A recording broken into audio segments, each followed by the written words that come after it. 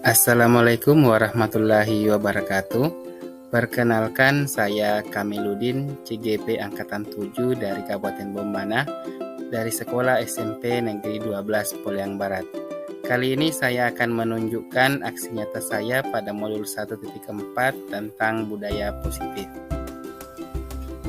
Ya, latar belakang dari aksi nyata ini adalah budaya positif adalah keyakinan dan nilai yang disepakati yang menjadi kebiasaan bersama yang akan dilakukan dalam waktu lama. Menerapkan budaya positif dapat meningkatkan kesadaran siswa dalam membentuk karakter positif. Budaya positif juga dapat dibuat melalui kesepakatan antara guru dan siswa, agar siswa merasa terlibat dan bertanggung jawab dalam menjalankan disiplin tersebut. Selanjutnya, tujuan dari aksi nyata ini yaitu memberikan pemahaman kepada murid untuk menanamkan motivasi intrinsik bahwa mereka melakukan disiplin positif bukan karena takut dihukum atau tidak mendapatkan penghargaan, tetapi apa yang mereka kerjakan untuk menghargai dirinya sendiri dan orang lain. Membuat keyakinan kelas yang disepakati bersama dan dilaksanakan dengan penuh tanggung jawab. Ya, selanjutnya tolak ukur. Yang pertama, terciptanya budaya positif di sekolah yang dimana terciptanya suasana yang nyaman dan menyenangkan dalam proses belajar mengajar dan proses interaksi kolaborasi semua warga sekolah. Kemudian yang kedua, terciptanya disiplin yang kuat dari diri siswa.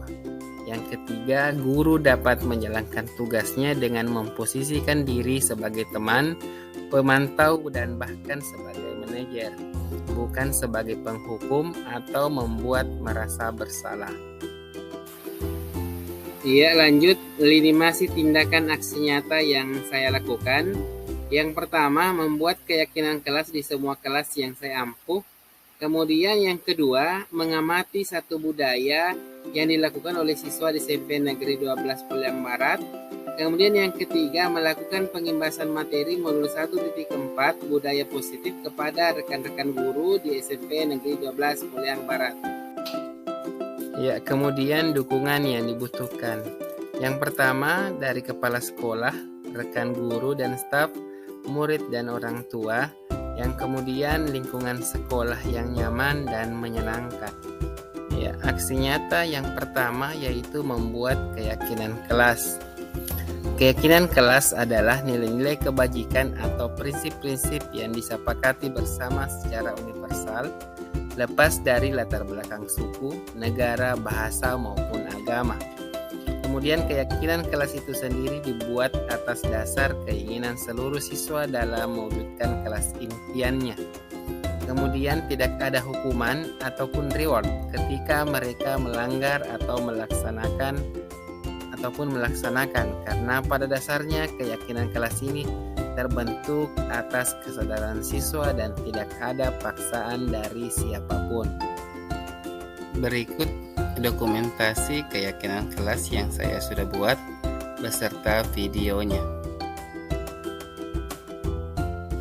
Assalamualaikum warahmatullahi wabarakatuh.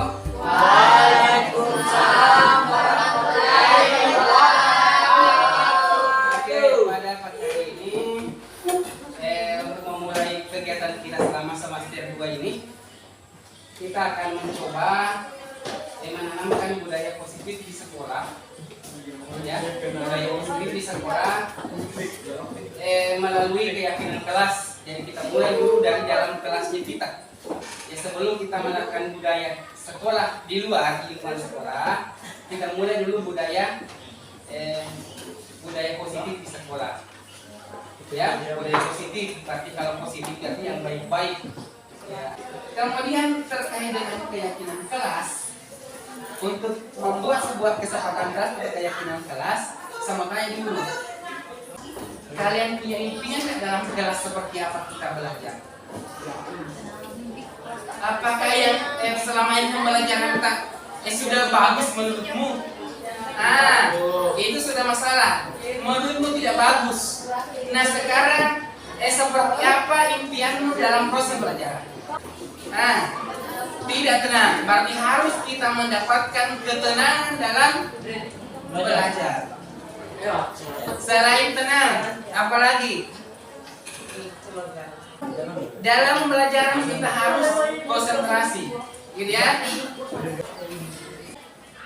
Kesepakatan kelas itu semacam kalau aturan biasanya sudah ada aturan, hanya laksanakan. Ya, ini kita coba buat kesepakatan yang melahirkan aturan. Jadi kesepakatan aturannya kita lahir dari kalian supaya kau bisa bertanggung jawab dengan apa yang kita punya, yang kita sudah sepakati. Ya, kalau aturan kan selama ini kau langgar karena udah pikir sudah ada dari sekolah.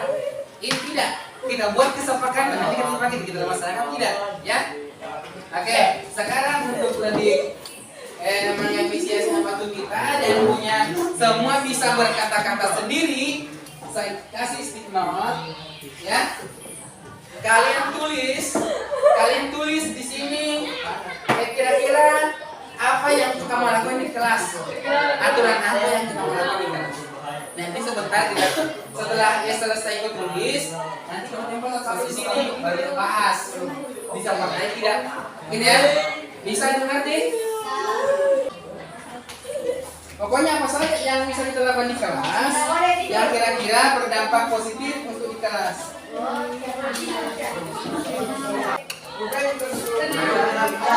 Kalau yang sudah tulis, silakan tempel di sini.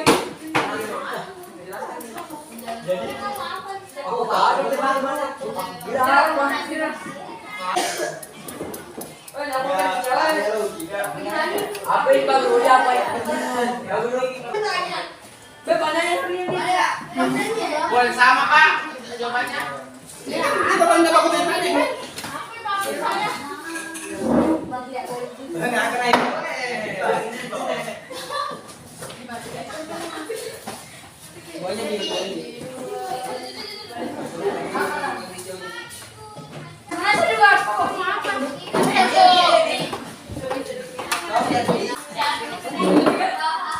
Sudah semua.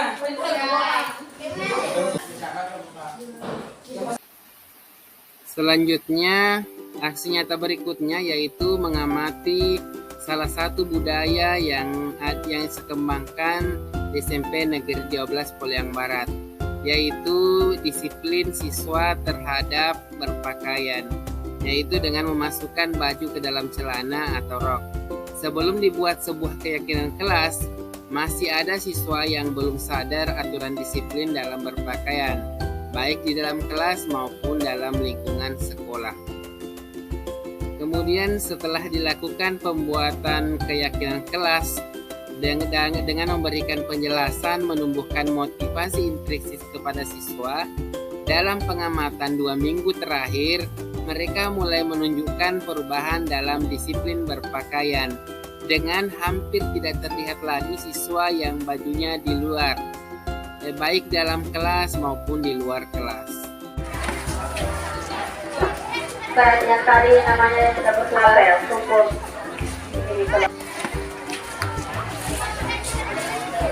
Para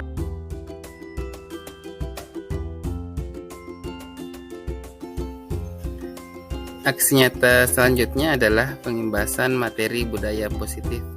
Kegiatan ini dilaksanakan di SMP Negeri 12 Poliang Barat pada tanggal 25 Januari 2023 bersama dengan Kepala Sekolah Ibu Haji Marwa SAG MPDI dan rekan-rekan guru dan staf SMP Negeri 12 Poliang Barat. Berikut videonya. Oke, yang terhormat Ibu Kepala Sekolah SMP 12 Poliang Barat, Bapak Ibu Guru hebat SMP 12 Poliang Barat dan beserta tata usaha. Hari ini kami berdua calon guru penggerak angkatan ke-7, Pak Kamiluddin SPD MPD beserta dengan saya Barwatsa Iskandar akan melakukan pengimbasan modul 1.4 budaya positif di SMP 12 Poliang Barat. Pada kegiatan budaya positif, mengawali kegiatan hari ini, mari kita mengucapkan basmalah. ucapan terima kasih banyak untuk kesempatan Ibu Bapak Guru dan Ibu Kepala Sekolah karena telah meluangkan waktunya untuk kami melakukan kegiatan penyimbasan ini. Selanjutnya sepatah kata dari Ibu Kepala Sekolah agar supaya penyimbasan ini dapat bermanfaat untuk kita semua. Kepada Ibu Kepala Sekolah kami persilahkan. Bismillahirrahmanirrahim. Yang saya hormati Bapak Guru serta staf SMP Negeri 12 Buleleng Barat. Yang kami hormati Bapak pemateri, bisa dikatakan pemateri atau dalam hal ini sebagai CGP, ya, salah satu program ya, penyimbasan modul 104 budaya positif di SMP Negeri Buleleng Barat. Dalam ini Bapak Kanwil SPD MPD dan Bapak Marwasa Iskandar SPD. Assalamualaikum warahmatullahi wabarakatuh. Alhamdulillah, alhamdulillahilladzi hadana li hadza wa ma kunna linahtadiya lawla raditu billahi rabba wa bislami dina wa bi Muhammadin nabiyyi wa rasulullah. Amma ba'd. Pertama-tama marilah kita memanjatkan puji syukur kehadirat Allah Subhanahu wa taala di mana siang hari ini masih melaksanakan tugas kita sebagai abdi negara, dan kita lanjutkan dengan kegiatan inti ini terkait dengan program calon guru penggerak. Semoga selalu mendapat ridha Allah Subhanahu wa taala. Amin. Ya rabbal alamin. Kemudian tak lupa pula kita kirimkan salam dan salawat atas junjungan Nabi besar Muhammad SAW sebagai uswatun hasanah di muka bumi. Bapak dan Ibu yang Ibu hebat, Bapak Guru Ibu hebat yang saya cintai dan saya banggakan.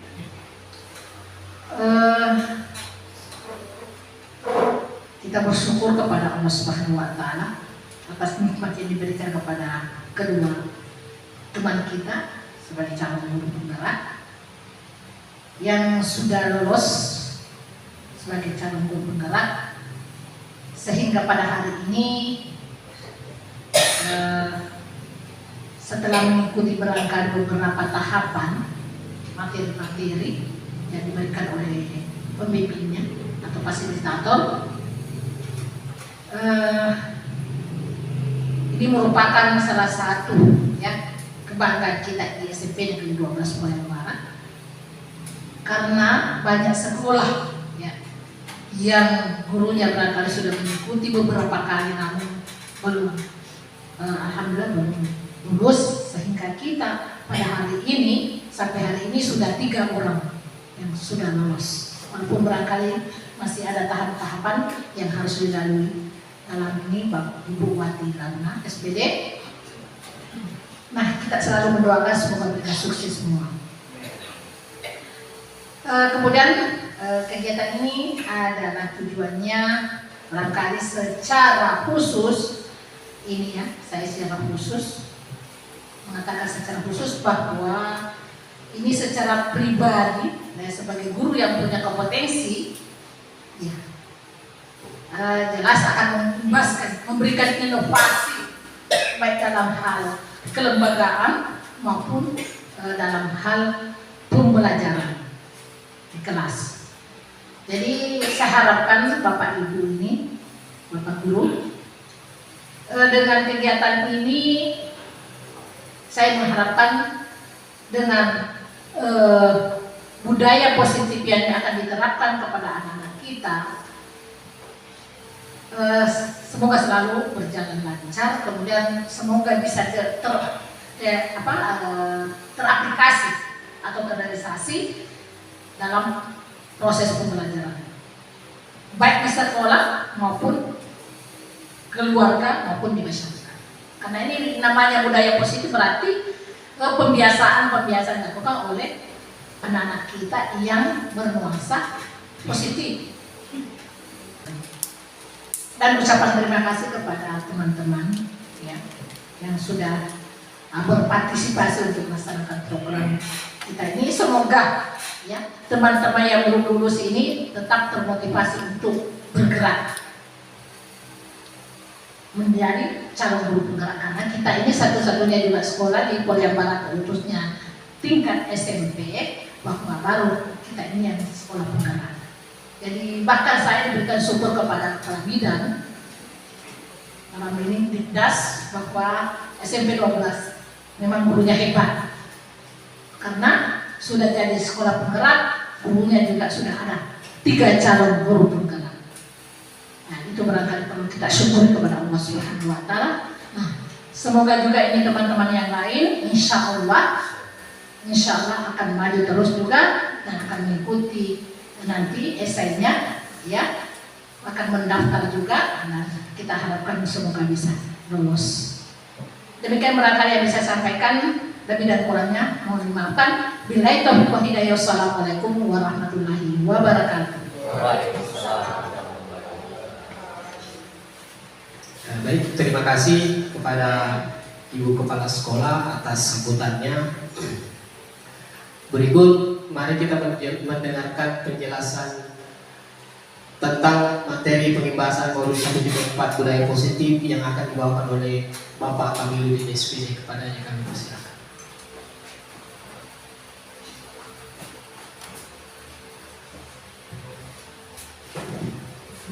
Ya, terima kasih kepada rekan saya Bapak Barwan Iskandar SPD. Jadi untuk materi pengimbasan budaya positif itu merupakan amanah dari fasilitator dan juga program pendidikan guru penggerak untuk kami imbaskan kepada teman-teman Bapak Ibu guru hebat di SMP Negeri 12 Polian Barat. Jadi materi untuk budaya positif itu ada 8 materi. Jadi nanti saya bagi 4 materi saya yang antarkan, saya sampaikan, dan materi berikutnya oleh Bapak Barwan Iskandar untuk melanjutkan. Ya, jadi saya memulai dari materi makna budaya positif, kemudian perubahan paradigma pendidikan, kemudian disiplin positif dan nilai-nilai kebajikan universal, kemudian teori motivasi. Kemudian dilanjutkan nanti oleh rekan saya Pak Barwan Iskandar untuk melanjutkan ke keyakinan kelas, kemudian kebutuhan dasar manusia, kemudian 5 positif kontrol, dan terakhir adalah segitiga restitusi. Baik, saya lanjut Bapak Ibu. Masuk di materi pertama yaitu makna budaya positif. Budaya positif sebenarnya itu adalah nilai-nilai atau kebiasaan-kebiasaan di sekolah yang berpihak kepada peserta didik agar mereka dapat berkembang menjadi pribadi kritis, penuh hormat dan tanggung jawab. Sebenarnya kita di sekolah sini sudah melaksanakan beberapa budaya positif yang kita seperti dijelaskan tadi oleh Ibu Kepala Sekolah. Ada nilai-nilai tentang beriman dan bertakwa kepada Tuhan Yang Maha Esa. Dengan melaksanakan budaya kita sholat zuhur setiap harinya di masjid sekolah. Kemudian setiap dalam 1 bulan ada juga terkadang Jumat bersih, ya 1 kali 1 bulan ada Jumat bersih. Itu kita gotong royong membersihkan lingkungan sekolah. Ya. Kemudian selanjutnya adalah perubahan paradigma tentang pendidikan. Nah, ini perubahan paradigma tentang pendidikan ini kita berasas pada filosofis pendidikan Ki Hajar Dewantara, bahwa pendidikan itu sebenarnya harapannya adalah yang paling utama adalah pendidikan itu tentang pendidikan budi pekerti. Ya. Kemudian yang kedua, pendidikan itu harus berpihak kepada murid. Jadi dimaksud sini adalah bahwa yang melaksanakan pendidikan itu harus murid. Jadi semua berawal dari murid yang melaksanakan pendidikan, kemudian guru hanya sebagai penuntun. Kemudian selanjutnya bahwa pendidikan itu menurut Ki Hajar Dewantara bahwa anak terlahir itu dengan bakatnya masing-masing, dengan keunikannya masing-masing. Jadi kita guru kita harus bisa menggali bakat mereka, mengembangkan bakat mereka. Jadi kita nggak bisa menyamakan semua kemampuan siswa dengan kemampuan siswa yang lain. Jadi kita harus mengenali keunikannya. Jadi dalam hal mengajar kita diharapkan untuk bisa membedakan siswa yang memiliki kemampuan yang rendah kemudian atau kemampuan yang lebih atau bakat-bakat yang lain. Ya, kemudian selanjutnya tugas guru itu harus menuntun bakat. Ya, terkait dengan bakat tadi, guru itu harus menuntun. Ya, jadi kita itu diharapkan seorang guru harus bisa menjadi pengarah. Ya, bukan pengajar, tapi kita menuntun, mengarahkan mereka berdasarkan arah bakatnya. Itulah yang kita bisa kembangkan. Kemudian yang selanjutnya adalah menurut Hajarul Tanah bahwa guru itu ibarat petani, anak itu ibarat biji jagung atau biji tanaman. Jadi mereka datang ke sini, ke lingkungan sekolah, kita harus menyediakan sebagai seorang petani, kita harus menyediakan lahan yang sesuai dengan apa yang kita mau tanami, kemudian merawat tanaman tersebut. Ya, jadi kalau misalnya tanamannya jagung, beda perawatannya dengan tanamannya misalnya kacang. Jadi seperti tadi bahwa setiap siswa itu beda, setiap siswa beda dia punya kemampuan dan keunikan. Jadi kita guru harus bisa menuntun dan mengarahkan. Ya, kemudian selanjutnya bahwa pendidikan itu harus memperhatikan kodrat alam dan kodrat zaman. Bahwa kodrat alam itu adalah kodrat yang dimiliki siswa terkait dengan sikap yang dibawa dari rumah, kemudian terkait dengan kondisi di keluarga, kondisi lingkungan, kemudian kodrat zaman. Kita harus berpikir bahwa sekarang itu zaman teknologi. Jadi kita guru itu harus mulai mengajarkan siswa untuk menggunakan atau melek dengan teknologi dalam hal pembelajaran. Ya, kan itu merupakan tantangan juga buat kita semua dalam zaman era digital sekarang ini. Kemudian yang selanjutnya perubahan paradigma itu bahwa untuk membangun budaya positif sekolah perlu menyediakan lingkungan positif, aman, kemudian nyaman agar murid mampu berpikir, bertindak, mencipta dengan merdeka, mandiri dan bertanggung jawab. Ya, kemudian yang berikutnya hasilnya bahwa pelaksanaan dalam belajar seperti apa lingkungan itu dikaitkan dengan kontrol. Dalam hal kontrol guru dalam menghadapi murid nanti akan dijelaskan di materi berikutnya. Ada 5 posisi kontrol yang harus kita miliki seorang guru dan yang mana posisi kontrol yang harus kita kurangi untuk melaksanakan pembelajaran. Oke, lanjut ke berikutnya tentang teori kontrol. Menurut Dr. William Glasser dalam teori kontrol bahwa kontrol itu sebenarnya kontrol guru itu dia punya ilusi bahwa ilusinya kita akan kontrol siswa. Kemudian bahwa ilusi bahwa semua penguatan positif efektif dan bermanfaat. Ya, kemudian ilusi bahwa kritik dan membuat merasa bersalah itu dapat menguatkan karakter. Yang terakhir ilusi bahwa orang dewasa melihat dalam maksa. Ini teori kontrol menurut ilusinya kita guru. Ya, padahal seharusnya tidak seperti itu. Ya, kita tidak bisa mengontrol guru mengontrol siswa 100%, tidak bisa. Ya, kemudian kita tidak bisa memaksa siswa harus berbuat seperti apa yang kita mau. Ya, ini teori kontrol yang harus dirubah. Ya, nanti ada materi tentang teori kontrol, 5 teori kontrol yang bisa kita gunakan di sekolah. Jadi tentang teori kontrol ilusi atau hayalannya kita, padahal ini sebenarnya bukan teori kontrol ini yang harus kita gunakan dalam mengajar. Oke, lanjut. Kemudian materi selanjutnya disiplin positif dan nilai kebajikan. Kata disiplin sering dikaitkan dengan tata tertib, kemudian teratur, kepatuhan dan peraturan. Disiplin juga sering dihubungkan dengan hukuman. Padahal sesungguhnya kita sekarang itu tidak boleh kita menghukum, ya, tidak boleh menghukum. Karena itu kalau menghukum itu sebenarnya sudah alternatif terakhir. Kalau perlu itu tidak usah digunakan. Ya, itu tantang untuk mendisiplinkan siswa. Ya, jadi kita diharapkan jangan menggunakan hukuman. Ya. Kemudian perubahan paradigma berikutnya itu tentang stimulus respon dan teori kontrol. Jadi menurut teori stimulus respon bahwa realitas atau kebutuhan kita sama. Menurut teori kontrol tidak. Itu kebutuhan orang itu berbeda. Jadi sama halnya dengan kita mengaitkan dengan pembelajaran bahwa kita mau samakan semua siswa kemampuannya, padahal itu tidak. Ya, kebutuhan siswa itu berbeda. Kemudian yang selanjutnya semua orang memiliki semua orang itu melihat hal yang sama, cara pandangnya sama. Padahal itu menurut teori kontrol itu tidak, setiap orang berbeda dengan cara pandang. Kemudian selanjutnya kita mencoba mengubah agar orang itu berpandangan sama dengan kita. Itu menurut teori kita berusaha memahami pandangan itu. Jadi kita tidak harus memaksa bahwa pandangan kita harus sama dengan teman-teman atau dengan siswa, tidak bisa kita paksakan seperti itu. kemudian perilaku buruk dilihat suatu kesalahan. Tapi menurut teori kontrol itu perilaku buruk itu harus kita kita pikirkan bahwa semua perilaku itu memiliki tujuan. Jadi kita menganggap bahwa siswa ini berbuat keburukan itu mungkin mereka punya tujuan tersendiri. Jadi itu kita harus tahu. Jangan kita menganggap bahwa itu semua kesalahan. Kemudian orang lain bisa mengontrol saya, itu menurut stimulus respon, tapi menurut teori kontrol hanya kita yang bisa mengontrol diri kita sendiri. Ya, hanya kita yang bisa mengontrol diri kita sendiri. Kemudian pemaksaan ada pada saat bujukan gagal.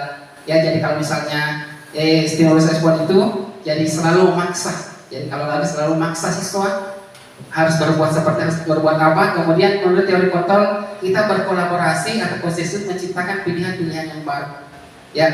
Kemudian yang terakhir itu model berpikir menang kalah. Jadi dalam teori stimulus respon ada menang ada kalah. Tapi kalau menurut teori kontrol itu model berpikir harus sama-sama kita menang. Ya, jangan kita mengalahkan orang, tapi kita sama-sama jalan bersama untuk menang. Oke, kemudian selanjutnya menurut Kaca Dewantara menyatakan bahwa untuk mencapai kemerdekaan atau dalam konteks pendidikan saat ini itu menciptakan murid yang merdeka. Jadi kita menciptakan murid merdeka sesuai dengan juga isi kurikulum merdeka bahwa siswa harus dia merdeka dalam belajar. Ya, syarat utamanya harus ada disiplin yang kuat. Disiplin yang dimaksud adalah disiplin diri, ya, dan motivasi internal dari diri. Jadi sebenarnya itu untuk mendisiplinkan siswa. Jadi kalau kita memaksa, kalau kita menghukum, itu tidak akan mendisiplinkan siswa itu sendiri. Ya, itu hanya sifatnya sementara. Tetapi kalau misalnya motivasinya dari dalam diri mereka, kemudian disiplin yang kuat dari dalam diri mereka, itu akan lebih mengena di hati mereka untuk melaksanakan apa yang kita inginkan. Nah, kemudian selanjutnya nilai-nilai kebajikan. Ini nilai kebajikan yang diharapkan dalam program sekolah, ya, program sekolah bahwa dalam budaya sekolah itu bahwa sesuai dengan juga kurikulum merdeka itu harus berkaitan dengan profil pelajar Pancasila, yaitu beriman, bertakwa kepada Tuhan Yang Maha Esa, kemudian berakhlak mulia, mandiri, bernalar, kritis, berpemikiran global, bergotong royong, dan kreatif. Itu harapannya kita. Penerapan nilai-nilai profil pelajar Pancasila dalam lingkungan sekolah. Kemudian sikap murid diharapkan itu toleransi, ada rasa hormat, integritas, mandiri, menghargai, antusias, empati, keingintahuan, kreativitas sampai dengan komitmen. Nah, kemudian teori motivasi perilaku manusia. Teori motivasi itu terbagi tiga sebenarnya. Ya, orang berbuat atau orang melakukan sesuatu ada tiga motivasinya biasanya. Ya, ada tiga dasar dalam melakukannya. Yang pertama itu menghindari ketidaknyamanan atau hukuman.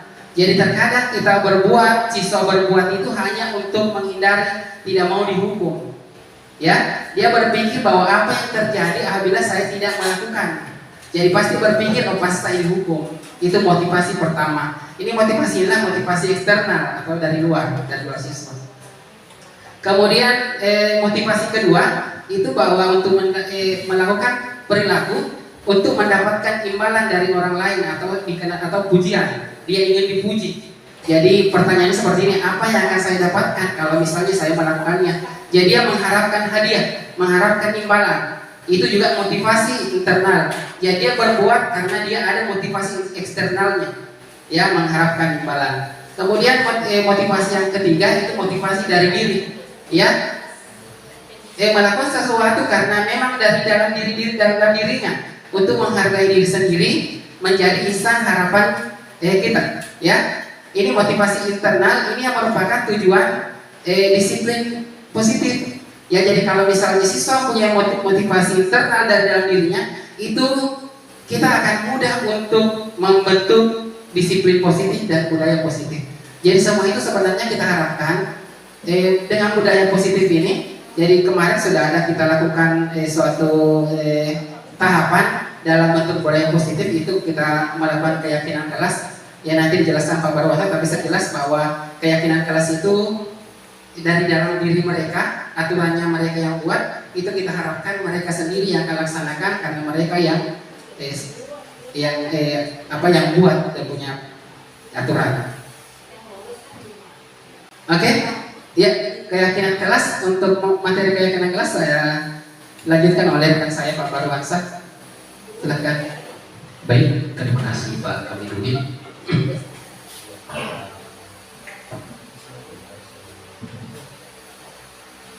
Oke, lanjut ke keyakinan kelas. Ini intinya sebenarnya Bapak Ibu, modul 1.4 itu ada di sini keyakinan kelas.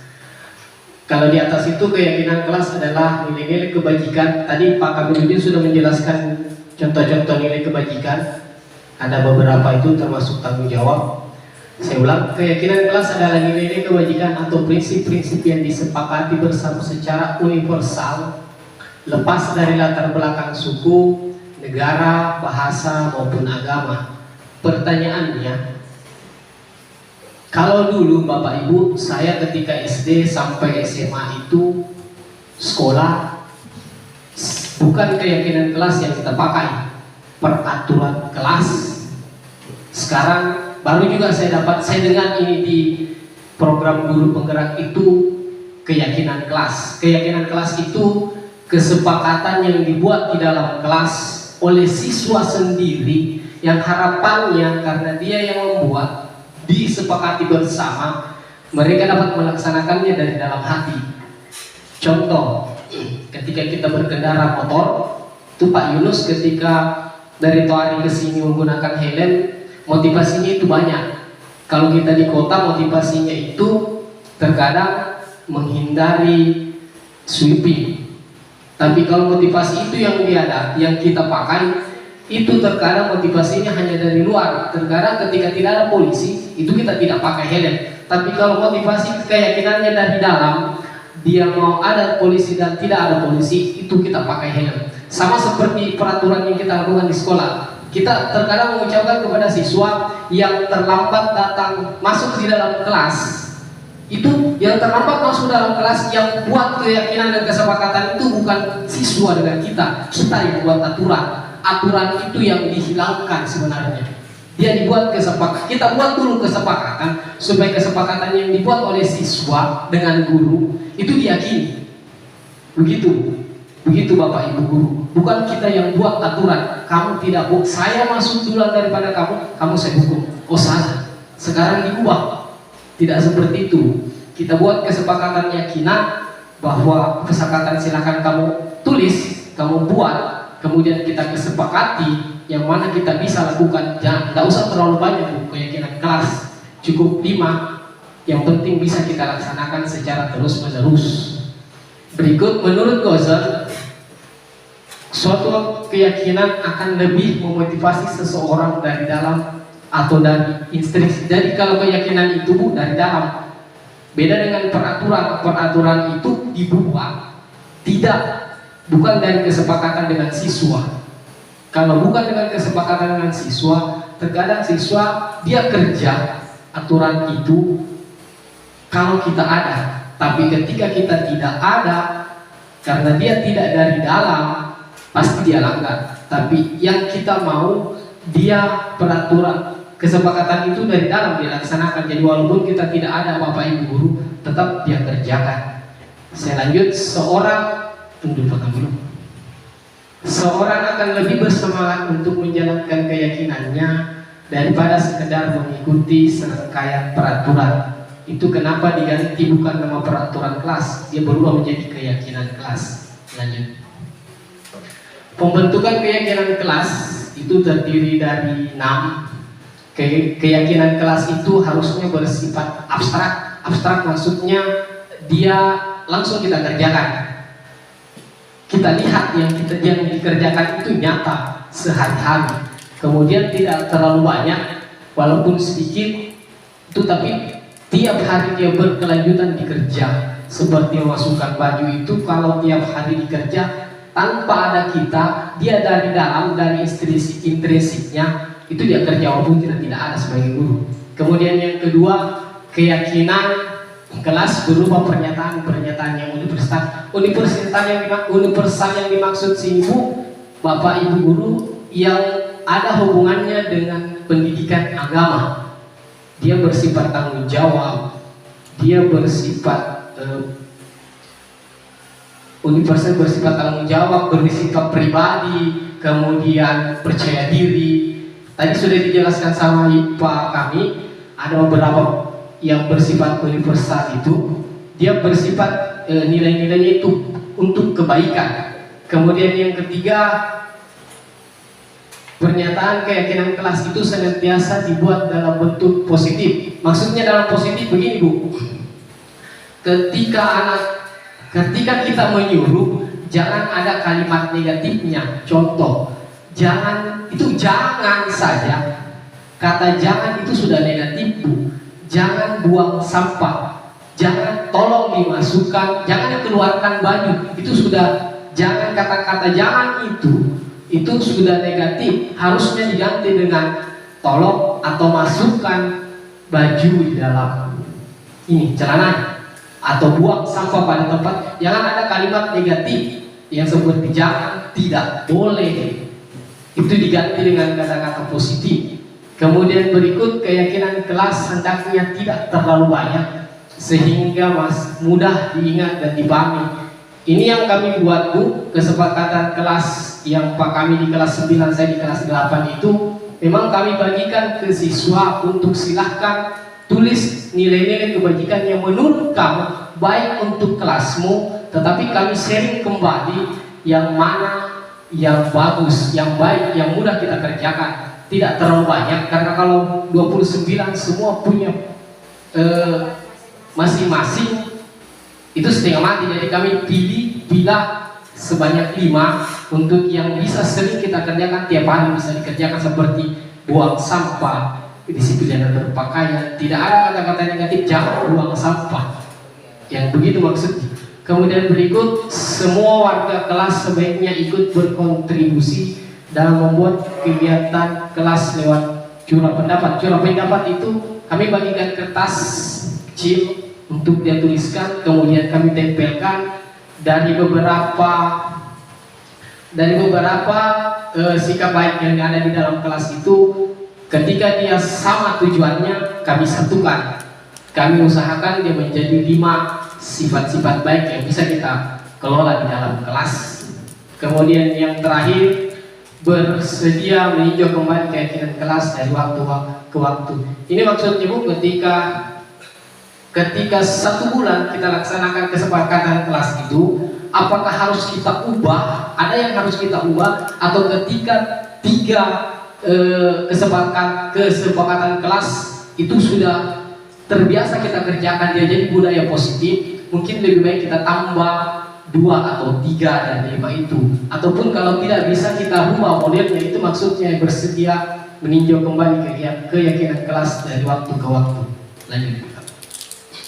Ini contoh proses pembuatan kesepakatan kelas antara siswa dengan guru. Ini terjadi di dalam kelas 9. Prosesnya ada di sana, dijelaskan di atas. Gambar pertama itu dijelaskan, kemudian siswa menuliskan di kertas selembar, setelah itu ditempel kertas karton, kita pilah dan pilih yang bisa kita kesepakati, kemudian kami tempel di dalam kelas yang terakhir ini. Lanjut. Baik, setelah tadi keyakinan kelas, saya jelaskan sedikit sebelum kita masuk yang berikutnya, kebutuhan dasar manusia. Kebutuhan dasar manusia itu terbagi atas 5, walaupun sebenarnya yang kita tahu itu sandang, papan, pangan, itu kebutuhan manusia. Tetapi sandang, papan, pangan itu masuk di survival. Survival itu kemampuan bertahan hidup. Kemampuan bertahan hidup itu dia di sandang, pangan, papan. Itu kebutuhan dasar manusia. Dia harus dapat bertahan hidup dengan situasi dan kondisi apapun. Kemudian yang kedua, cinta kasih atau dapat diterima. Itu kebutuhan dasar manusia. Manusia pasti ingin cinta kasih, kemudian diterima dimanapun dia berada. Berikut kesenangan. Semua kita Walaupun bagaimana kita bentuknya, susahnya kita, pasti kita butuh waktu untuk bersenang-senang. Bagaimanapun modelnya. Kemudian kebebasan, kebutuhan dasar manusia di kebebasan itu, walaupun kita dalam satu kelompok, kemudian ada aturan, terkadang kita juga Bapak Ibu butuh kebebasan untuk berekspresi, untuk sendiri, untuk mencari yang kita inginkan. Kemudian penguasaan, kebutuhan dasar manusia yang kelima itu penguasaan terhadap orang lain. Ketika kita jadi pemimpin, ketika kita jadi orang biasa saja, terkadang kita ingin menguasai sesuatu. Jadi itu sifat dasar manusia itu ingin menjadi penguasa. Ini mudah-mudahan terlihat. Tadi Pak kami menjelaskan posisi kontrol. Di sini ada 5 posisi kontrol. Ini. Silakan, sebelum saya baca silakan Ibu lihat sendiri. Ibu berada di posisi kontrol mana? Ada posisi kontrol penghukum, pembuat orang merasa bersalah, posisi kontrol teman, pemantau, dan manajer. Selama ini Bapak Ibu, saya pribadi, sebelum saya ikut CGP itu, posisi kontrol saya ada di sini. Pembuat orang merasa bersalah, siswa merasa bersalah, atau penghukum. Itu saya pastikan diri saya. Saya tidak tahu Bapak dan Ibu guru. Ibu Nova sama katanya. Sementara menurut Ki Hajar Dewantara, posisi kontrol paling terendah dari 5 itu harusnya ada di sini sebagai teman atau paling tidak pemantau, karena posisi apa itu restitusi? Restitusi adalah proses penciptaan kondisi bagi murid untuk memperbaiki kesalahan mereka sehingga bisa kembali ke kelompok mereka dengan karakter yang lebih kuat. Ini menurut dosen. Sama dengan tadi di posisi kontrol yang kami harapkan itu kita ada di posisi pemantau paling sedikit atau posisi teman, supaya proses restitusi ini kepada siswa terjadi. Ini proses restitusi ini terjadi pada siswa, dia sendiri yang berbuat, dia sendiri yang mencari solusinya, dia yang memperbaiki kesalahannya. Ketika dia kembali ke kelompoknya, dia sudah bisa memperbaiki kesalahan itu, bukan kita. Karena kalau kita yang membebani dia tidak akan berubah. Harusnya dia yang termotivasi sendiri untuk memperbaiki dirinya, tapi dengan cara berdiskusi kemudian kita pantau yang dia kerjakan. Ini segitiga restitusi. Segitiga restitusi itu ada 3. Validasi tindakan yang salah. Ini kata-kata yang sering digunakan ketika validasi yang salah. Kemudian menstabilkan identitas. Di menstabilkan identitas, setiap orang pasti pernah melakukan kesalahan. Itu ketika kita mendapatkan siswa yang bermasalah, harusnya kita tidak langsung menyalahkan dia. Kita memperbaiki dulu identitasnya supaya dia bisa kita ajak berdiskusi. Ketika dia kembali ke identitasnya sendiri, enak kita berdiskusi.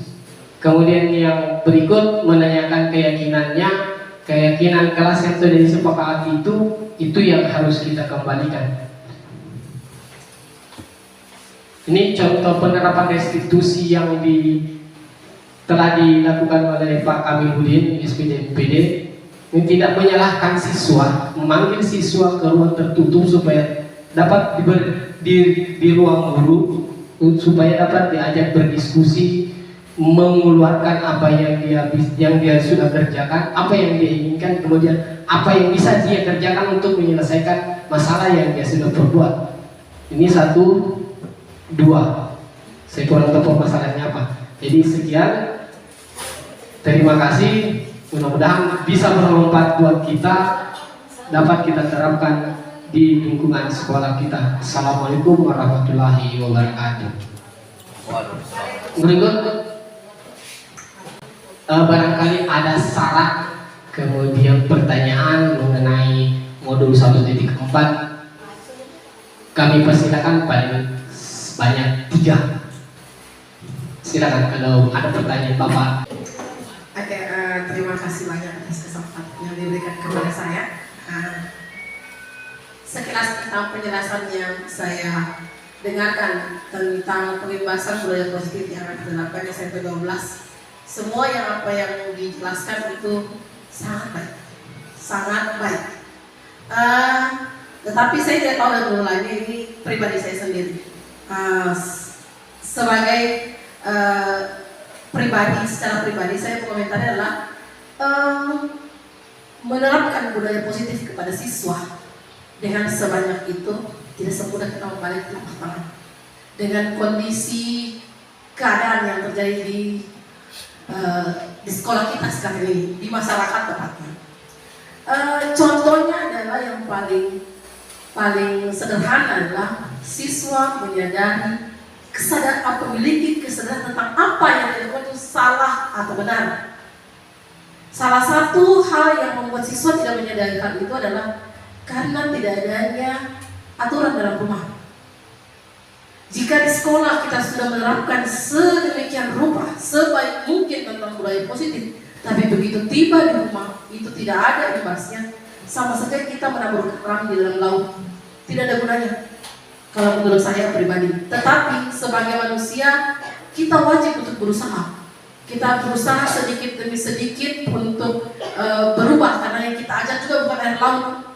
Manusia itu terbatas. Perkara apapun itu berhasil atau tidaknya mungkin butuh waktu lama, tapi tidak salahnya kita mencoba. Terutama untuk diri saya sendiri.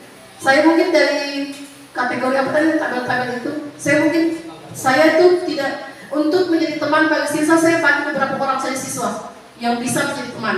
Karena kenapa? Saya punya pengalaman buruk tentang hal itu. Saya menjadikan dia teman, tapi dia malah membuat kesan kayaknya tidak sopan. Jadi, tetapi tidak salah kita mencoba itu. Insya Allah mungkin saya akan terapkan perlahan-lahan kalau secara pribadi. Terima kasih. Assalamualaikum warahmatullahi wabarakatuh.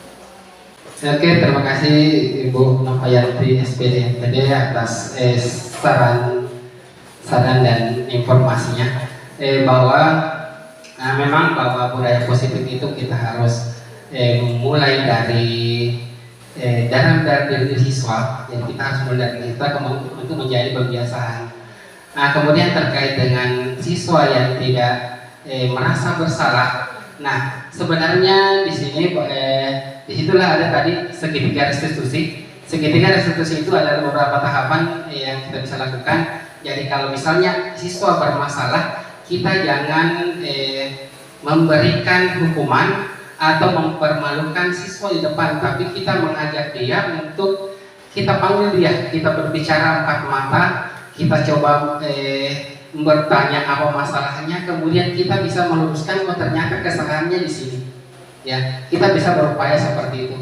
Ya, apalagi kalau misalnya mereka tidak merasa bersalah, berarti itu kita harus bisa jelaskan ke mereka, kita panggil dia, jangan kita mempermalukan dia atau menghakimi dia di depan. Karena itu bisa membuat mereka melukai hati mereka dan itu bisa berdampak pada psikologi mereka.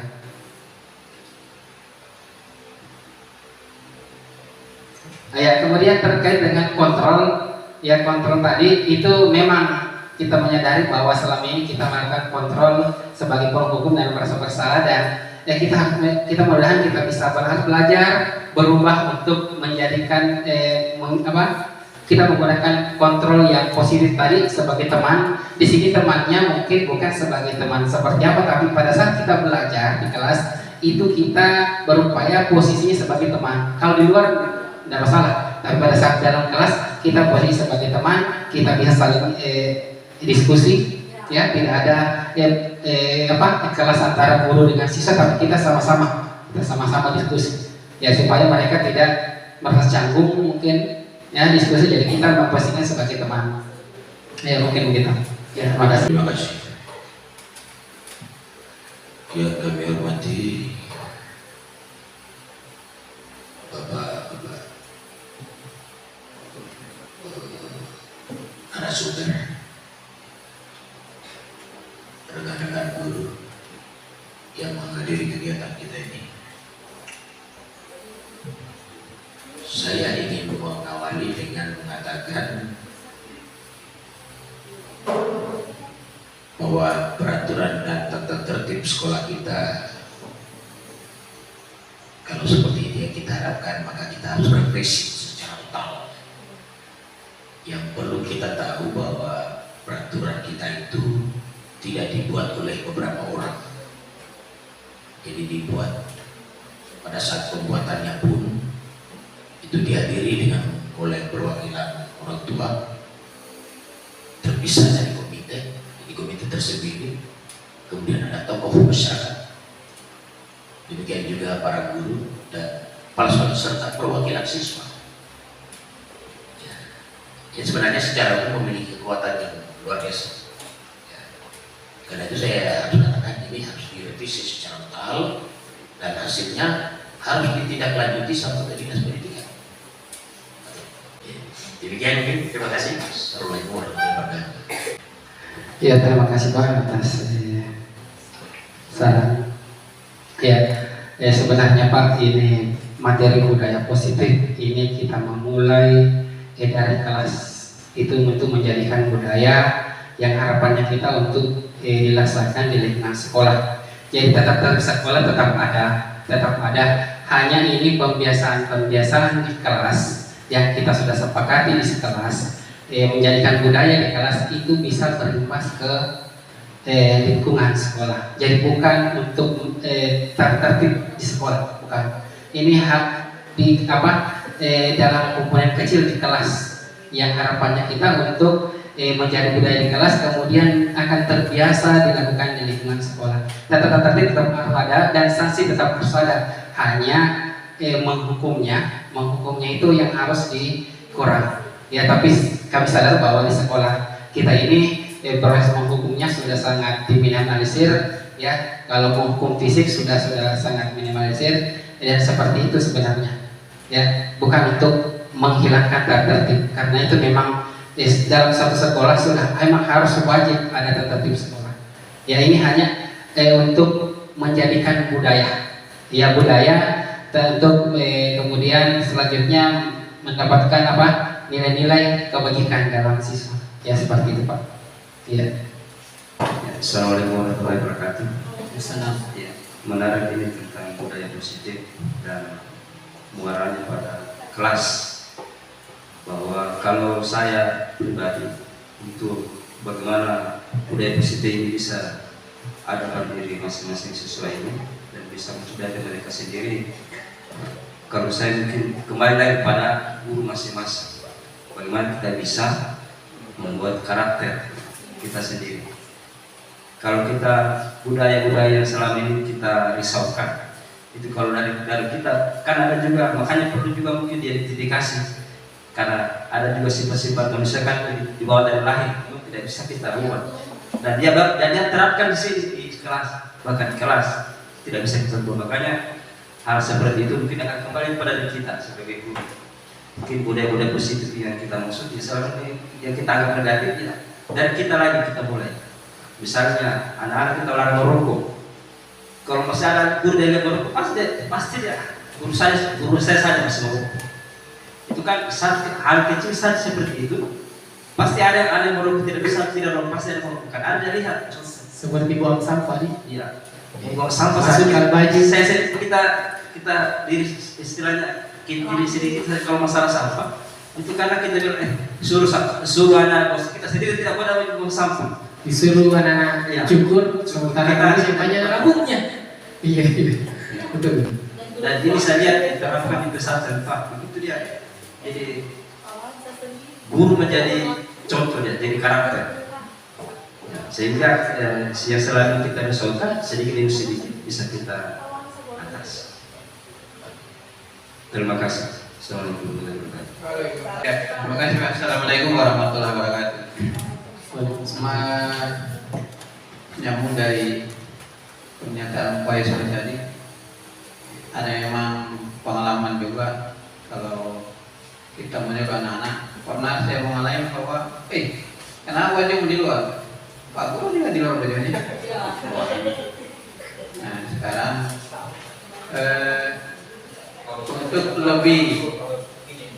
untuk lebih memantapkan pelaksanaan apa yang disepakati di kelas KKN itu, pernah saya tanya di kelas 9B, Coba mana kesepakatan yang kamu orang tanda tangan? Saya cari lah. Ternyata di sudut pintu. Ya. Itu Pak.